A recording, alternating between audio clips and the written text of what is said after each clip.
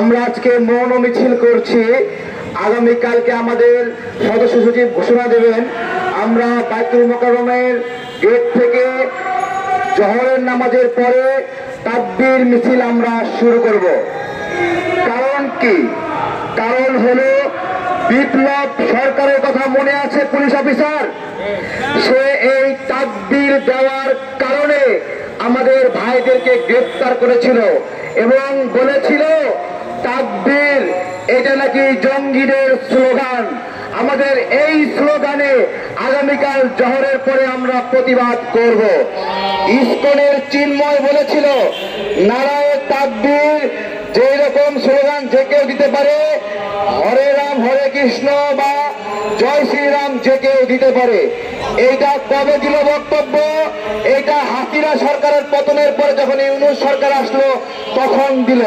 চিন্ময় সরকারকে বলি, এই বক্তব্য হাসিনার সময়ে দিলা না কেন? উত্তর দিতে পারবা? তখন তো এই বিপ্লব সরকারদেরকে সাথে করে নিয়ে তাকবীর দেওয়ার জন্য নিপীড়ন করেছিল, মারপিট করেছিল। এখন এসে ভুল পাল্টাচ্ছ কেন? সরকারকে বলছি অতিরিক্ত সুশীল আচরণ করবেন না। আপনাদের সুশীল আচরণের কারণে রাষ্ট্রপক্ষের আইনজীবী সাইফুল ইসলামকে খুন হতে হলো। আপনারা নৌফেলকে গ্রেপ্তার করেননি, যে নৌফেল স্বস্বীকৃত মুসলিম হয়েও ইসকনের সদস্য ছিল। তাই তো নৌফেল আজকে ষড়যন্ত্র করছে মুসলমানের বিরুদ্ধে।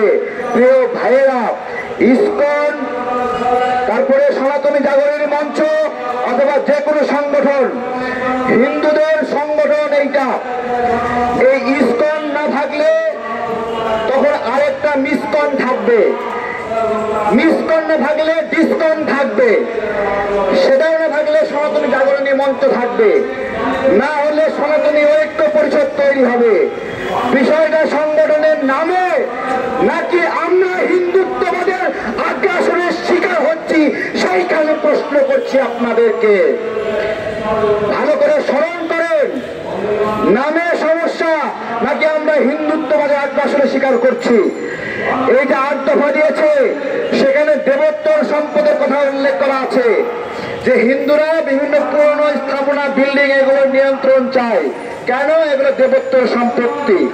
আরে তোমার দেবোত্তর সম্পত্তি 1947 সালে দেশ ভাগের সময় মুসলমানদের কাছে বিক্রি করে ভারতে চলে গেছে। এই বাংলাদেশ যে সৃষ্টি হয়েছিল সেইটা একটা হিন্দু রাষ্ট্র হিসেবে সৃষ্টি হয়নি। এই যে 1,47,570 বর্গ কিলোমিটার, এইটা সৃষ্টি হয়েছিল 1947 সালে।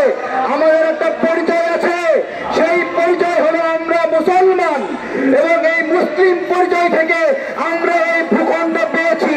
এই ভূখণ্ড হিন্দু পরিচয়ে সৃষ্টি হয়নি। হিন্দু পরিচয় যদি সৃষ্টি হতো, ওই আসাম আমার হতো, ওই পশ্চিম বাংলা আমার হতো। যেহেতু এই বাংলা অধিবাসীগুলো আমাদের হয়নি, তাই হিন্দু পরিচয়ের সৃষ্টি হয়নি। আমাদেরকে শুধুমাত্র বাঙালি বানানোর কেউ চেষ্টা করবেন না। আমরা বাঙালি মুসলিম, এবং এই বাঙালি মুসলিম নিয়েই আমাদের দেশ ভাগ হয়েছে। যারা হিন্দু ছিল 1971 সালে অধিকাংশ এই দেশকে নিজের দেশ মনে করেনি, মনে করেছে তাদের দেশ ভারত, ভারতে চলে যায়। এবং এই যুদ্ধের সময়ে তাদের ভূমিকা ছিল খুবই নগণ্য, খুবই নগণ্য। তাহলে আজকে দেশ ভাগের পরে, এত বছর পরে এসেও আমরা সেই হিন্দুত্ববাদের নিপীড়নের শিকার হচ্ছি। ভাইয়েরা, সবচেয়ে গুরুত্বপূর্ণ বিষয়, হিন্দু ভাইয়েরা বৈষম্য কথা বলে। 8 দফা কি তারা 8 দফা জানে না? খালি বলে বৈষম্য করা হচ্ছে। আমরা সমতা চাই, আমরা জানতে চাই 8% হিন্দু নাগরিক কোন ষড়যন্ত্রের মাধ্যমে 32% সরকারি চাকরি দখল করলো। সমতা চাই আমরা। মৌন মিছিল শুরু হবে, কথা বললে আমাদের নেতৃবৃন্দ। ধন্যবাদ সবাইকে।